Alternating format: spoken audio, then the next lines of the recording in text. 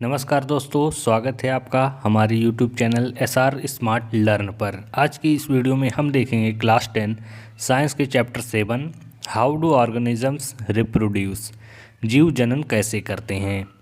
ये important chapter है और इसके सभी क्वेश्चंस हम इम्पॉर्टेंट देखेंगे और इसका फुल सोल्यूशन भी देखेंगे।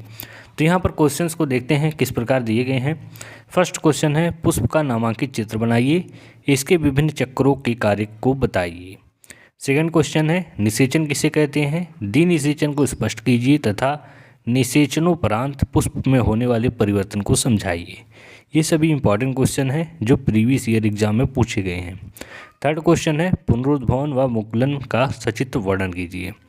फोर्थ नंबर क्वेश्चन है, कायिक प्रवर्धन किसे कहते हैं, इसकी विधियों को उदाहरण सहित समझाइए।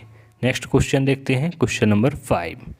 इस चैप्टर के 7 इंपॉर्टेंट क्वेश्चन है। तो क्वेश्चन नंबर 5 है, निषेचन और परागण में क्या अंतर है। 6 नंबर, मानव में नर जनन तंत्र का सचित्र वर्णन कीजिए। क्वेश्चन नंबर 7, मानव में मादा जनन तंत्र का सचित्र वर्णन कीजिए। ये दो क्वेश्चन हर साल एग्जाम में पूछे गए हैं और बार बार ये एग्ज़ाम में आते हैं लॉन्ग आंसर टाइप क्वेश्चंस में। तो ये 100% फिक्स्ड क्वेश्चन है। तो देखते हैं यहाँ से इसके फुल सॉल्यूशंस को। और यदि आप इसका पीडीएफ प्राप्त करना चाहते हैं तो हमारे टेलीग्राम ग्रुप में ज्वाइन हो, जहाँ पर आप इसका पीडीएफ आसानी से प्राप्त कर सकते हैं। क्वेश्चन नंबर 1 है, पुष्प का नामांकित चित्र बनाइए, इसके विभिन्न चक्रों के कार्य बताइए। तो यहाँ पर पुष्प देखते हैं क्या है। आवृत बीजी पौधों में नर तथा मादा जननांग पुष्पों में स्थित होते हैं। पुष्प को रूपांतरित शाखा कहते हैं। इसमें निम्नलिखित 4 चक्र होते हैं। कौन कौन से? पहला है बाह्य दल, यह हरे रंग की पत्ती सदृश रचनाओं का चक्र है जो पुष्प के भीतरी चक्रों की रक्षा करता है। पुष्प की संरचना, पुष्प का फिगर आप इस प्रकार बनाएंगे। परागकोश तंतु, बाह्य दल, अंडाणु, अंडाशय, जायांग, वर्तिकाग्र। इस प्रकार आप इसे दर्शाएंगे ये फिगर बनाकर। अब देखते हैं इसके अगले चक्र को। दूसरा है दल। दल क्या है? ये रंगीन होते हैं तथा परागण की क्रिया के लिए कीटों को आकर्षित करते हैं। दल। पोमंग या एंड्रीसियम नर जननांग है, ये नर जनन अंग है ये। इसकी प्रत्येक इकाई को पुंकेसर कहते हैं। पुंकेसर का अगला फूला हुआ भाग परागकोश होता है। परागकोश या एंथर के अंदर नर युग्मक या परागकण बनते हैं। परागकण में एक सूत्री नर केंद्रक होता है। फोर्थ है जायांग या गाइनीसियम, जिसे मादा जनन अंग कहा जाता है। इसकी प्रत्येक इकाई को अंडप या कार्पेल कहते हैं। कार्पेल का निचला फूला हुआ भाग अंडाशय होता है, जिसमें बीजांड या ओव्यूल होता है। बीजांड में मादा युग्मक या अंड बनता है। बीजांड से बीज बनता है।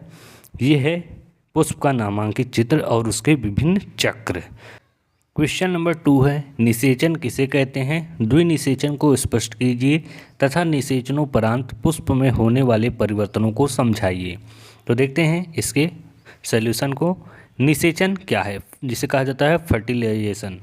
वह जैविक प्रक्रिया है जिसमें नर युग्मक शुक्राणु और मादा युग्मक अंडाणु का मिलन होता है, जिसमें युग्मनज, जिसे जाइगोट कहते हैं, का निर्माण होता है।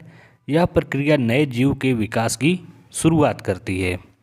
निषेचन के प्रकार। निषेचन के कितने प्रकार हैं? बाह्य निषेचन या शरीर के बाहर जैसे जल में होता है, उदाहरण मछलियाँ, मेढक। आंतरिक निषेचन या शरीर के अंदर होता है, उदाहरण मनुष्य, स्तनधारी। ये यहाँ निषेचन का प्रकार है। अब देखते हैं द्विनिषेचन। द्विनिषेचन तथा त्रिक संलयन पुष्पी पादपों में निषेचन के दौरान परागकण की पराग नलिका बीजांड में प्रवेश कर 2 नर युग्मकों को मुक्त कर देती है। एक नर युग्मक अंड कोशिका से संलयित होकर युग्मनज बनाता है, जिससे भ्रूण का विकास होता है। इसे सत्य निषेचन भी कहते हैं। तथा दूसरा नर युग्मक द्वितीय केंद्रक 2n बनता है, जो त्रिगुणित भ्रूणपोष बनता है। इस प्रक्रिया को त्रिक संलयन कहते हैं। यहाँ निषेचन की प्रक्रिया 2 बार सत्य व त्रिक संलयन होती है, अतः इसे द्विनिषेचन भी कहते हैं। निषेचन के पश्चात होने वाले परिवर्तन। पहला, बाह्य दल में क्या परिवर्तन होगा? ये प्रायः मुरझा कर गिर जाते हैं, परंतु कई पादपों में चिरलग्न होते हैं, उदाहरण टमाटर, बैगन आदि। दूसरा है दल पुंकेसर वर्तिकाग्र, वर्तिका मुरझाकर गिर जाते हैं। थर्ड देखते हैं क्या है। थर्ड है अंडाशय व अंडाशय भित्ति। इसमें क्या होता है? अंडाशय फल में तथा अंडाशय भित्ति फल भित्ति में बदल जाती है। फोर्थ है बीजांड, ये बीज का निर्माण करता है। अंड द्वार में क्या होता है? ये बीज द्वार बनाता है। उसके बाद क्या है? बीजांड काय, ये नष्ट हो जाता है। सी है भ्रूण कोश, भ्रूण कोश में ये यहाँ पर 4 प्रक्रियाएं होती हैं। अंड कोशिका, अंड कोशिका ये भ्रूण बनाती हैं। सहायक कोशिकाएं क्या होता है? ये नष्ट हो जाती हैं। प्रतिमिक कोशिकाएं ये नष्ट हो जाती हैं। द्वितीयक केंद्रक ये भ्रूणपोष बनाता है। यहाँ पर ये इसका पुष्पीय पादपों में निषेचन क्रिया का फिगर दिया गया है, यहाँ से इसे आप बना सकते हैं। नेक्स्ट क्वेश्चन देखते हैं, पुनरुद्भवन व मुकुलन का सचित्र वर्णन कीजिए। पुनरुद्भवन किसे कहते हैं ये देखते हैं पहले। यहाँ पर ये पुनरुद्भवन का फिगर दर्शाया गया है। स्पंज, हाइड्रा आदि जीवों को 2 या 2 से अधिक भागों में काटने पर प्रत्येक भाग अपनी कमियों को पूरा करके एक पूर्ण जीव बना लेता है। इसी प्रकार केचुआ, सितारा, मछली आदि भी शरीर का अधिकांश भाग दोबारा बना लेते हैं। पुनरुद्भवन के गुण के कारण हाइड्रा को 1 से अधिक जातियों के कटे हुए शरीर आपस में जोड़े जा सकते हैं। इस क्रिया को रोपण कहते हैं। यहाँ पर एक हाइड्रा दिया गया है, इसे कट करने पर ये पुनः 2 जीवों में विभक्त हो जाता है। अब देखते हैं मुकुलन किसे कहते हैं। ये है मुकुलन। कुछ निम्न श्रेणी के बहुकोशिकीय जंतु जैसे हाइड्रा में मुकुल पाया जाता है। मुकुल कोशिकाओं में पुनर्जनन की क्षमता होती है। मुकुल हाइड्रा के शरीर पर एक स्थान पर कोशिकाओं को नियमित विभाजन के कारण उभार के रूप में विकसित होता है। मुकुल हाइड्रा शरीर से अलग होकर स्वतंत्र जीव बन जाता है। यहाँ पर देखते हैं ये हाइड्रा है, हाइड्रा में ये मुकुल हो रहा है यहाँ पर ये, उसके बाद ये अलग जीव बन जा रहा है, स्वतंत्र होकर इससे अलग हो जा रहा है। ये है मुकुलन। उसके बाद क्वेश्चन नंबर 4 है। नेक्स्ट क्वेश्चन, कायिक प्रवर्धन किसे कहते हैं? इसकी विधियों का वर्णन कीजिए। बीज रहित पौधों में जनन क्रिया कायिक जनन विधि द्वारा होती है।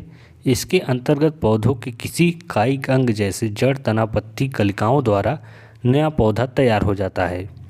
पौधों में कायिक जनन की 2 प्रमुख विधियां कलम लगाना तथा दाब लगाना हैं। ये इसकी 2 विधियां हैं। अब देखते हैं पहला कलम लगाना, जिसे कटिंग कहा जाता है।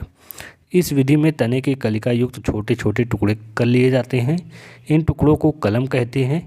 इनके निचले सिरे को उचित स्थान पर भूमि में दबा देते हैं, जिनसे कुछ दिनों के बाद जड़ें निकल आती हैं और उपस्थित कलिकाएं वृद्धि करके नया पौधा बना लेती हैं।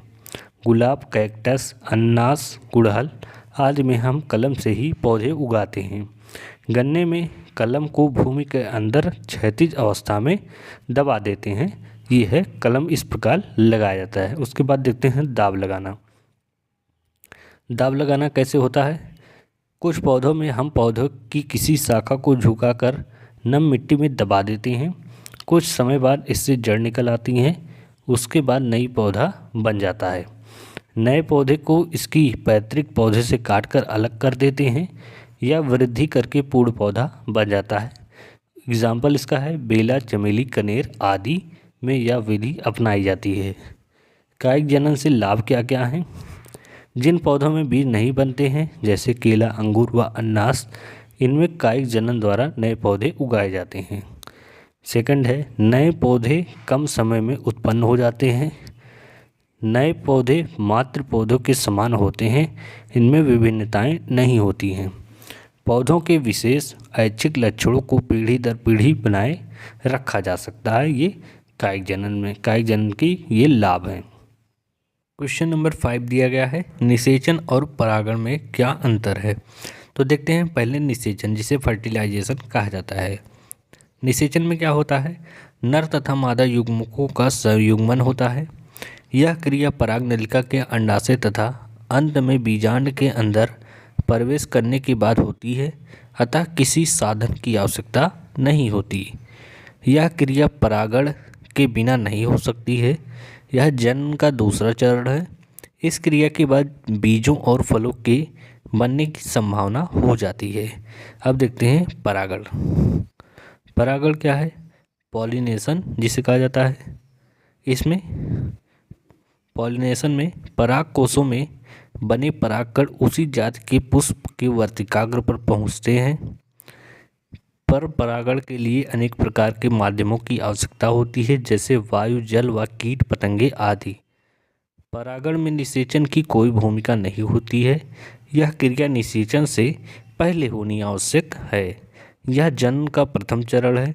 इस क्रिया के पूरे हो जाने पर निषेचन क्रिया पूरी होने की संभावना होती है। यह है परागण और निषेचन में अंतर। नेक्स्ट क्वेश्चन देखते हैं। क्वेश्चन नंबर 6 और 7 वेरी इंपॉर्टेंट है। मानव में नर जनन तंत्र का सचित्र वर्णन कीजिए।